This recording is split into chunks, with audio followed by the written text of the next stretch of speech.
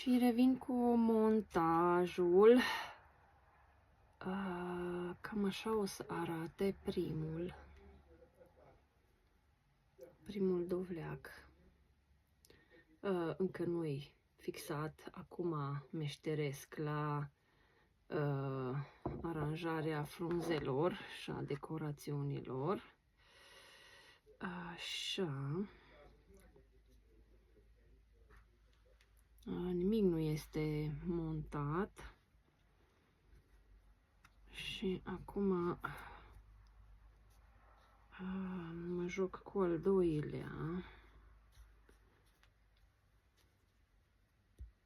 Ok.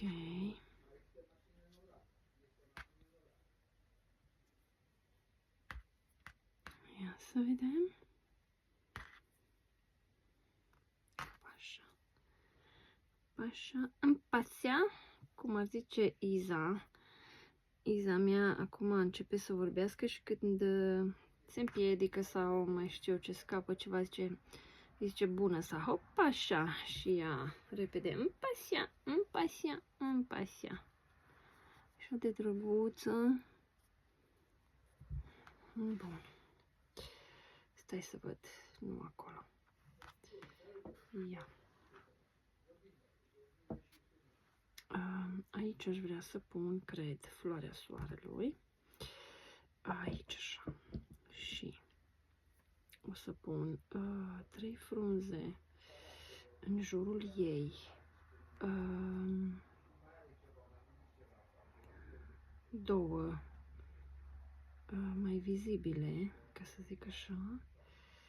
Și una un pic mai în spate.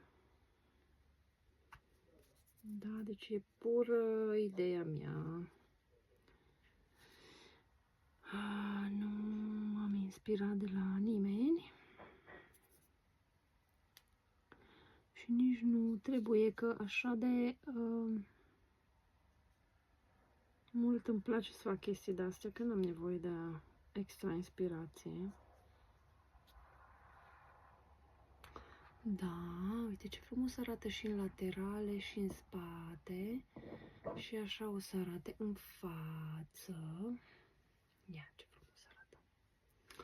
Mamă, mega cute. Și acum urmează doar să lipim cu grijă toate aplicațiile la locul lor. Pentru că nimic nu este lipit, ca să zic așa. O să încerc să ridic asta un pic mai sus, așa.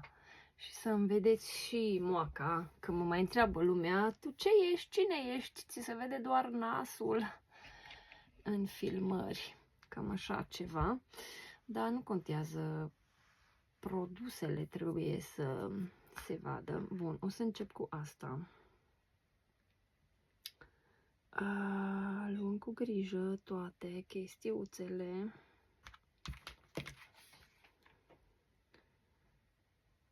Am ales să nu cos chestia asta pentru că dacă o coseam, nu stătea așa de perfectă.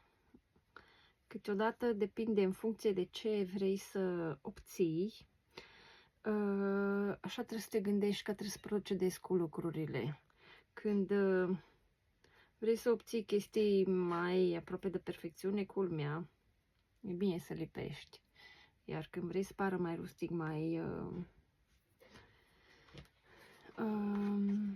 mai neuniform, atunci coși.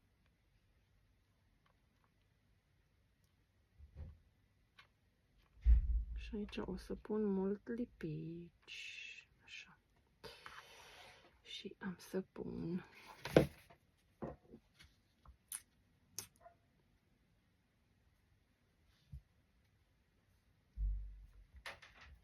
codița.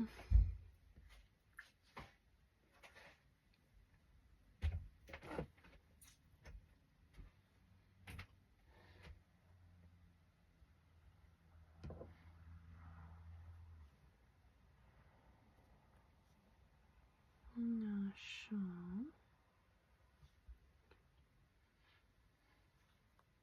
Și Ceva de genul va fi. Să vedem.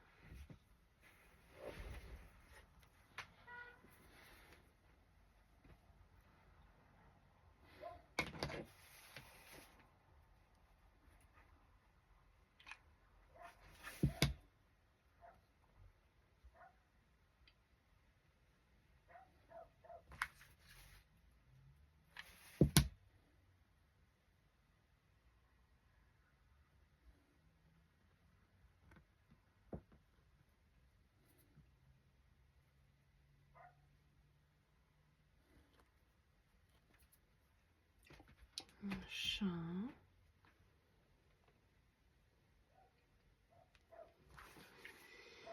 Și asta alt.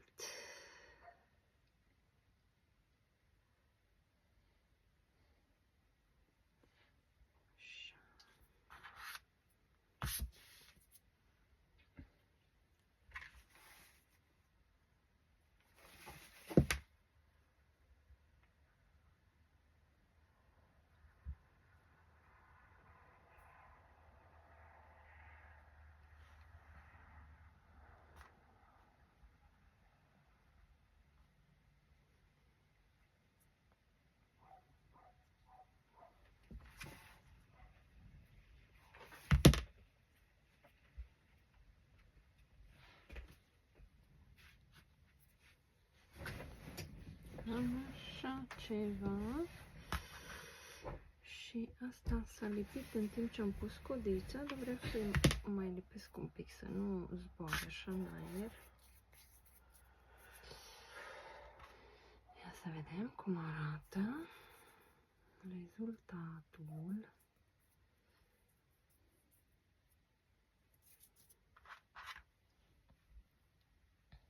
Final. Și după ce terminați de montat, mai dați un ochi peste tot și faceți în funcție de cum vă place vouă cel mai mult. Aici, de exemplu, îi mai pun un pic de lipici pentru că nu vreau să se plimbe frunza asta chiar așa de tare. Nu-i lipesc colțurile și vârfurile, tocmai în ideea de volum și să arate cât mai natural. Adică nu lipesc extra mega tare. Doar cât să stea exact în locul în care vreau și să fiu sigură că nu se mai mișcă de acolo.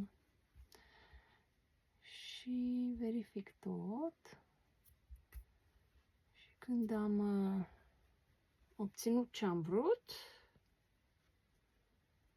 atunci înseamnă că am terminat și e gata. Urmează și al doilea, revin cu un nou video.